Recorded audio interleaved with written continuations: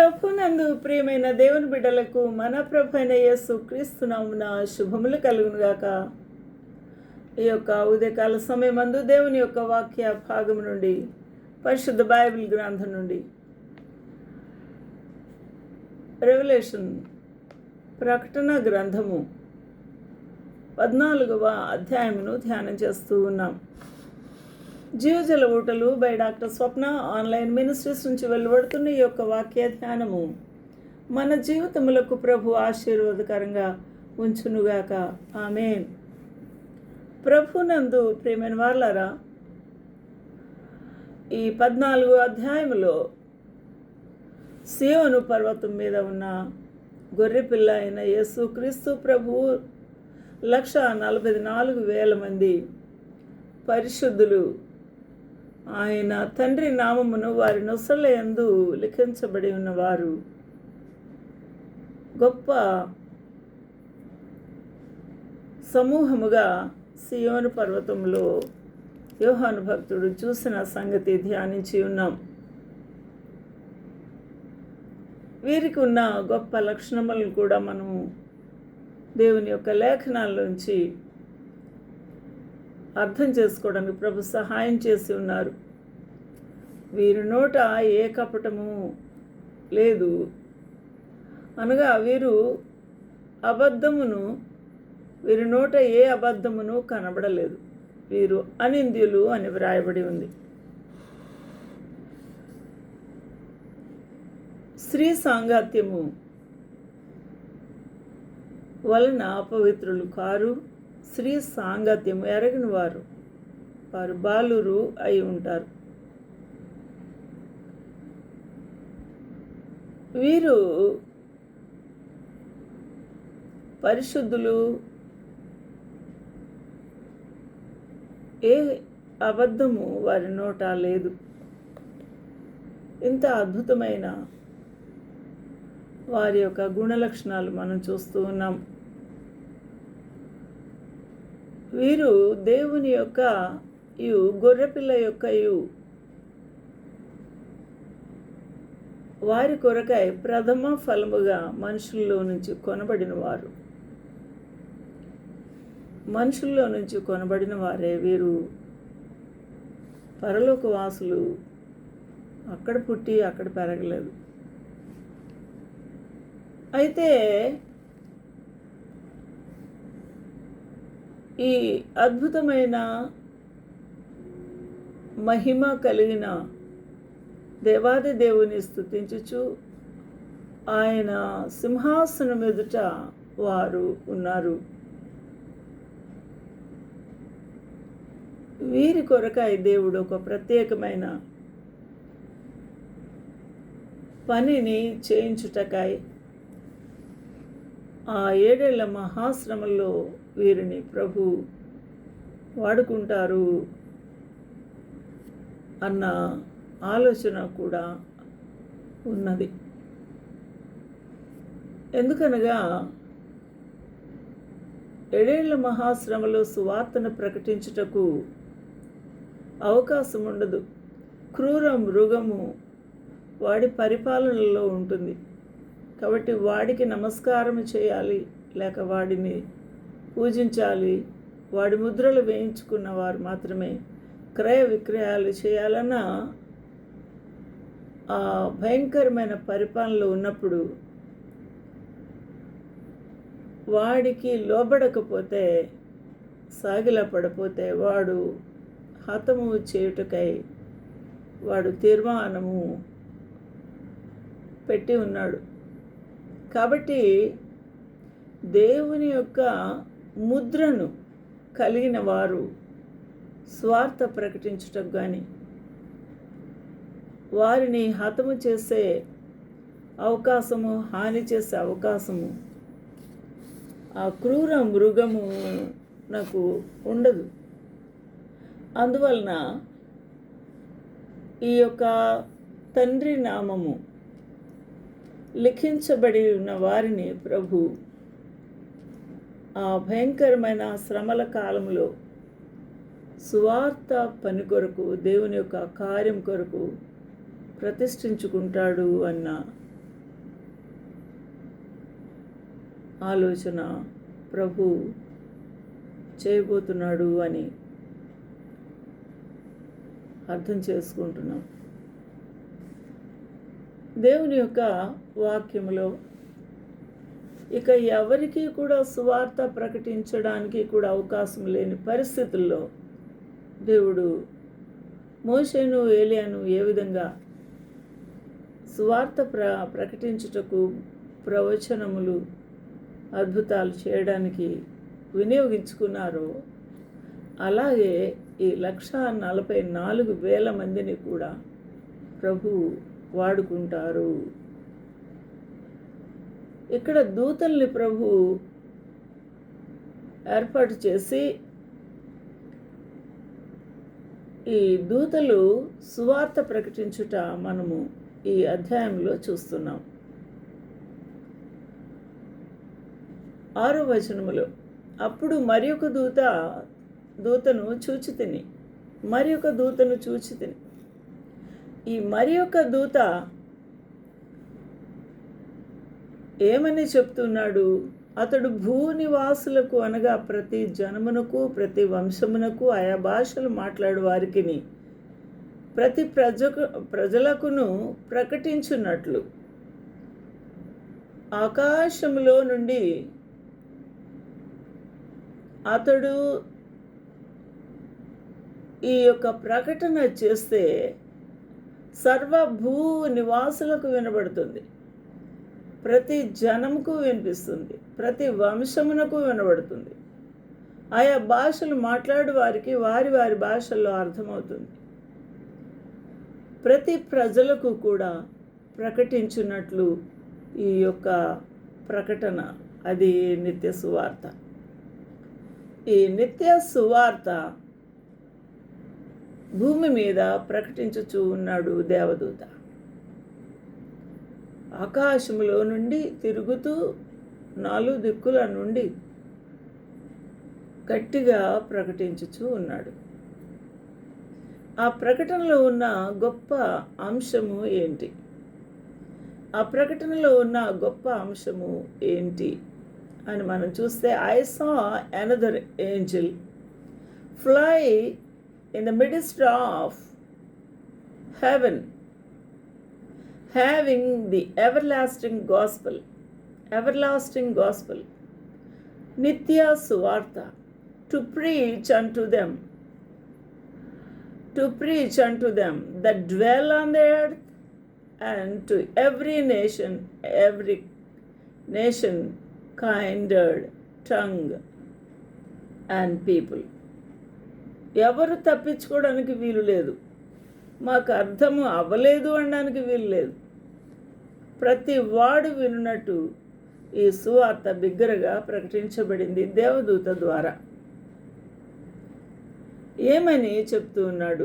అతడు, మీరు దేవునికి భయపడి ఆయనను మహిమపరచండి. దేవునికి భయపడండి. దేవాది దేవుడు మీ రక్షకుడు, మీ సృష్టికర్త, సర్వలోకమునకు ఆయనే ప్రభు. ఆయనకు భయపడండి, ఆయనను మహిమపరచండి. ఆయన తీర్పులు తీర్చు గడియ వచ్చును. మీరు ఇంకా క్రూర మృగముకే సాగిలపడాలనుకుంటే, ఇంకా ఈ యొక్క విగ్రహారాధనతో కూడిన ఈ పాపమును చేస్తూనే సాగిపోవాలి అని అనుకుంటే, ఆ ప్రభు యొక్క తీర్పులు, ఆయన తీర్పు తీర్చు గడియ వచ్చను. కనుక ఆకాశము, భూమియు, సముద్రము, జలరాశులను కలిగి చేసిన వానికే నమస్కారం చేయండి అని బిగ్గరగా చెప్తున్నాడు. Saying with a loud voice, fear God and give glory to him. Fear God. People are not having fear of God. అందువలన దేవునికి కోపం వచ్చింది. మీరు హృదయములు కొవ్వినవిగా ఉన్నాయి అని అంటాడు. చెవిగలవాడు వినుగాక అనే అనేక మార్లు ప్రభు సువార్తలో ప్రకటించున్నాడు. అంటే వారికి చెవులు లేవా? వారి యొక్క హృదయము మామూలుగా పనిచేయట్లేదా? అంటే కొవ్విన స్థితిలో ఉంటే దేవునికి భయపడము. దేవుడంటే లెక్కలేని స్థితే ఇక్కడ మనకు ప్రజల్లో కనబడుతూ ఉంది. అందువల్లే సృష్టికర్తను మరిచారు, ఎదురు తిరిగారు, వీపు చూపించారు. ఈ రోజున ఆలోచన చేద్దాము. దేవునికి భయపడండి, ఆయనను మహిమపరచండి, ఆయనే సృష్టికర్త అని సమస్తమును, భూమిని, ఆకాశమును, సముద్రములను, జలరాశులను కలగచేసిన వానికే నమస్కారం చేయండి. ఇవి లేకుండా నువ్వు బతుకుతావా? నీరు లేకుండా బతుకుతావా? భూమి లేకుండా నువ్వు బతుకుతావా? జలరాశులు లేకుండా నువ్వు బ్రతుకుతావా? నువ్వు బ్రతకడానికి కావలసినవన్నీ కలగచేసిన వాడు ఆయనే కదా. ఆయనకు భయపడి ఆయన మహిమపరిచి నమస్కారం చేయండి అని సువార్త, నిత్య సువార్త ప్రకటించబడుతుంది. ప్రభునందు ప్రియమైన వల్లరా,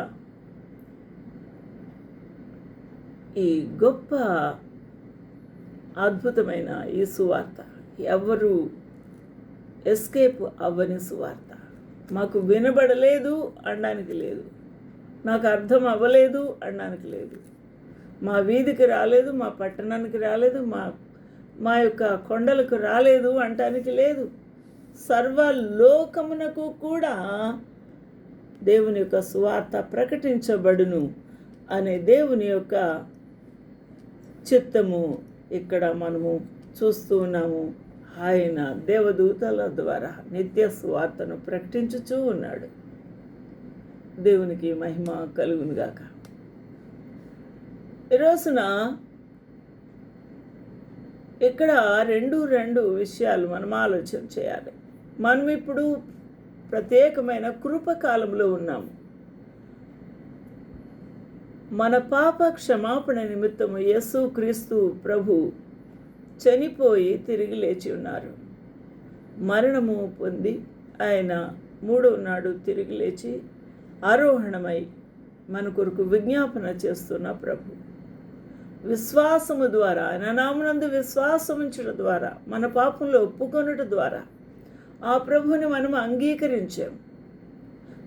ఇది పౌలు భక్తుడు చెప్పిన సువార్త. అందువలన ఈ సువార్త కృపకాలమునకు చెందింది. అనగా విశ్వాసం మూలమున మనము రక్షించబడుతూ ఉన్నాం. మన పాపములను ప్రభు అయిన యేసు రక్తధారల ద్వారా కడగబడుట ద్వారా, ప్రభు నామమును అంగీకరించుట ద్వారా మనము రక్షించబడుతూ ఉన్నాం. కాబట్టి ఆయనకి ఎవరో చెప్పలేదు, ఎవరో ప్రకటించలేదు, కానీ అపోస్తలుడైన పౌలుకు నాకెవడనూ దానిని బోధింపలేదు, కానీ యేసుక్రీస్తు బయలుపరచడం వలననే ఈ సువార్త నాకు లభించినది అని గలతీ 1:12 చెప్తూ ఉన్నాడు. నేను ప్రకటించిన సువార్త మనుషుని యోచన ప్రకారమైనది కాదని మీకు తెలియను. యేసుక్రీస్తు ప్రభు బయలుపరచుట ద్వారా ఆయనకు దొరికింది ఈ సువార్త. రోజున ఏడేండ్ల మహాశ్రమలో నిత్య సువార్త ప్రకటించుచున్నప్పుడు వారు ఏ విధంగా ఈ యొక్క రక్షణను పొందుకోవాలి, ఈ సువార్త అందుకోవాలనగా వారి యొక్క వర్క్స్, పనులు మరియు విశ్వాసము, అనగా ఆ మార్క్ ఆఫ్ ద బీస్ట్ను తీసుకోకుండా రిజెక్ట్ చేయటమే అది పని, వర్క్స్. రెండవది ఆ యొక్క ప్రభువుకు మహిమపరుస్తూ ఆయనకి సాగిలపడుతూ మొక్కుట, ఆయనని అంగీకరించుట ప్రభువుగా. ఈ విధంగా ఆ దినాల్లో, అనగా ఏడేళ్ల మహాశ్రమల్లో వారు రక్షించబడతారు. అందుకనే ఆకాశమును, భూమిని, సముద్రములను, జలరాశులను సృష్టించిన ఆ దేవునికే మహిమపరిచి ఆయనను మాత్రమే పూజించాలి అని ప్రభు యొక్క దూత నిత్య సువార్త ప్రకటించుచూ ఉన్నాడు.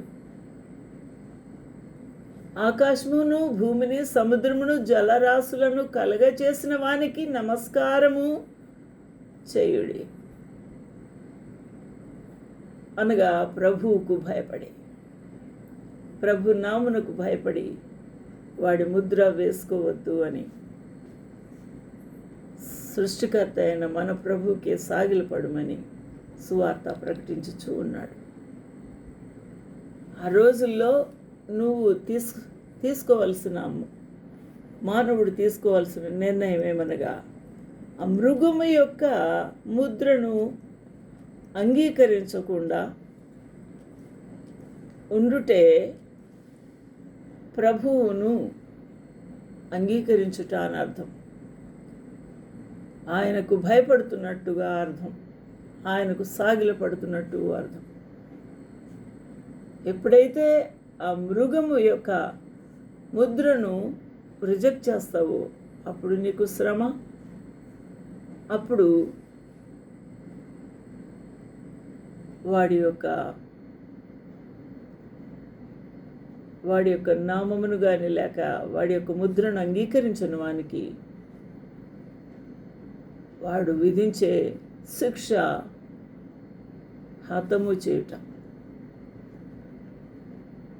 కాబట్టి ఈ రెండు విషయాలు మనం అర్థం చేసుకుంటే 7 ఏళ్ల మహాశ్రమల కాలంలో ప్రభువుని అంగీకరించుట అంటే నీ జీవితమునే త్యాగం చేయుట అవుతుంది. అయితే ఇప్పుడు కృపకాలంలో ప్రభు యొక్క నామములో విశ్వాసం ఉంచుట, ఆయన నీ కొరకు చనిపోయాడని విశ్వాసం ఉంచుట, ఆయన పాదముల దగ్గర నీ పాపములు ఒప్పుకుంటే ఆయన క్షమిస్తాడని విశ్వాసం ఉంచుట, పాపములు ఒప్పుకొని విడిచిపెట్టుట, ఆ ప్రభు నామున మనము విశ్వాసం ఉంచుట అవుతుంది. నీ కొరకు ఆయన మరణమై తిరిగి లేచిన ప్రభుగా నువ్వు గ్రహించి అంగీకరించుట ప్రాముఖ్యమైన విషయం. ఈ రోజున నిత్య సువార్తలో ఆ ప్రభుని అంగీకరించుట అనగా ఎంత భయంకరమైన పరీక్ష ఎదురవుతుందో అర్థం చేసుకో.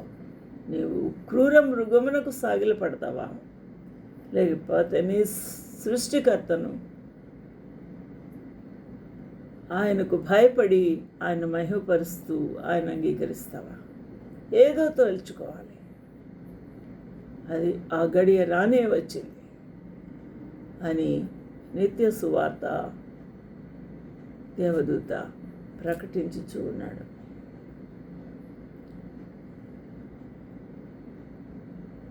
తొమ్మిదవ వచనము మనము చదివితే 8:9 మరి ఒక దేవదూత కూడా ఒక పెద్ద అనౌన్స్మెంట్ చేస్తున్నాడు. వేరొక దూత అనగా రెండవ దూత అతని వెంబడి వచ్చాడు. మొదటి దూత వెంబడి వచ్చి మహోద్రేకముతో కూడిన తన వ్యభిచార మద్యమును సమస్త జనములకు త్రాగించిన మహాబబులోను కూలిపోయెను అని చెప్తూ ఉన్నాడు. ఆ దినాల్లో మహాబబులోను సర్వ దేశములను రాష్ట్రములను అంతా కూడా ఇప్పుడు చూస్తున్న ఈ రాజ్యాలన్నీ కూడా బబులోను కిందనే ఉండింది. బబులోనే ఆ రాజులే పరిపాలించారు. అక్కడే విగ్రహారాధన మొదలైంది. అక్కడే సర్వ పాపములు కూడా వ్యాపించి ఉంటున్నాయి. కాబట్టి వాడు తన వ్యభిచార మద్యమును సమస్త జనములకు త్రాగించాడు. సమస్త దేశములకు విగ్రహారాధన అనే ఈ యొక్క మత్తు, అటువంటి బబులోను కూలిపోయెను అని చెప్పాను. అనగా ప్రభు రాజ్యము స్థాపించబడబోతుంది. ఈ బబులోను రాజ్యము, ఈ లోక రాజ్యాలన్నీ కూలిపోయెను అని ప్రభు యొక్క దూత అనౌన్స్మెంట్ చేస్తున్నాడు. మూడవ దూత మూడవ దూత 9వ వచనము, ఈ ఇద్దరు దూతల వెంబడి వచ్చి గొప్ప స్వరముతో ఇలాగ చెప్పెను, ఆ క్రూర మృగమునకు గాని దాని ప్రతిమకు గాని ఎవడైనా నమస్కారం చేసి తన నొసటి అందు కానీ చేతి మీదనే ఆ ముద్ర వేయించుకుంటే, ఆ క్రూర మృగము అనగా యాంటీ క్రైస్ట్, వాడి పేరున 666 సంఖ్య, వాడు ఒక ప్రతిమను చేయించుమని ఈ ఫాల్స్ ప్రాఫెట్ బలత్కారం చేసి ప్రతిమను నిలబెడతారు. కాబట్టి తన నొసట యందేమి ఆ ముద్ర వేయించుకున్న ఎడల, లేకపోతే దాని ప్రతిమకు నమస్కారము చేసి తన నొసటి అందే ముద్ర వేయించిన ఎడల, ఏమీ కలపకుండా దేవుని ఉగ్రత పాత్రలో పోయబడిన దేవుని కోపమను మద్యము వాడు త్రాగును. దేవుని యొక్క కోపము, ఉగ్రత, రౌద్రము పోయబడుతుంది. పరిశుద్ధ దూతల ఎదుటను గొర్రెపిల్ల ఎదుటను అగ్ని గంధకముల చేత వాడు బాధించబడును. అనగా నరకాగ్నిలోకి వాడు త్రోయబడతాడు. అక్కడ అగ్ని ఆరదు, పురుగు చావదు. గొర్రెపిల్ల ఎదుట అనగా యేసు క్రీస్తు ప్రభు ఎదుట, పరిశుద్ధ దూతల ఎదుట అందరూ చూస్తూ ఉండగా, ఆ అగ్ని గంధకాలు మండుతూ ఉండగా వాడు అక్కడ బాధించబడును అని ఈ యొక్క మూడవ దూత అనౌన్స్మెంట్ చేస్తున్నాడు. కాబట్టి ఈ యొక్క దూత చెప్పిన సంగతి ప్రకారము ప్రతిమకు నమస్కారము చేయుట, లేకపోతే ఈ క్రూర మృగము యొక్క ప్రతిమకు ఒక ముద్ర ఉంది, ఆ ముద్రను వేయించుకునుట, నొసళ్ళేందు కానీ లేకపోతే వారి యొక్క చేతిలో కానీ ముద్ర వేయించు కొనిన ఎడల, తన నొసట ఎందేమి చేతి మీదేమి, రెండిట్లో ఎక్కడైనా. కాబట్టి భయంకరమైన పరిస్థితి రాబోతుంది. ఎవరైతే క్రూర మృగమునకు సాగిల పెడతాడో, ఎవరైతే వాడి ముద్రలు వేయించుకుంటాడో, వాడు భయంకరమైన అగ్ని గంధకముల చేత వాడు బాధించబడును అని భయంకరమైన తీర్పును చెప్తూ ఉన్నాడు. దేవుని యొక్క ఉగ్రత వాని మీద పోయబడుతుంది, వాడు తాగును అని. ఆలోచన చేద్దాము. భయంకరమైన పరిస్థితి. ఈ లోకమునకు భయపడతావా?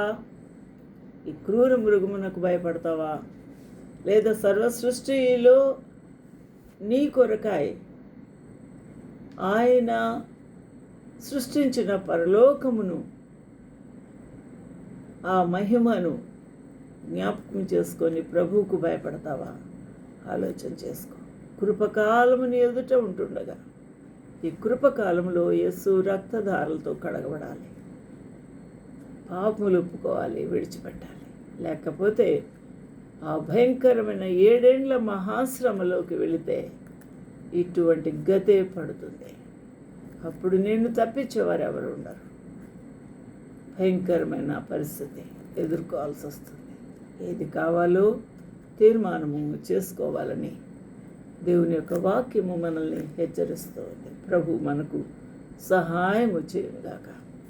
ఆమేన్.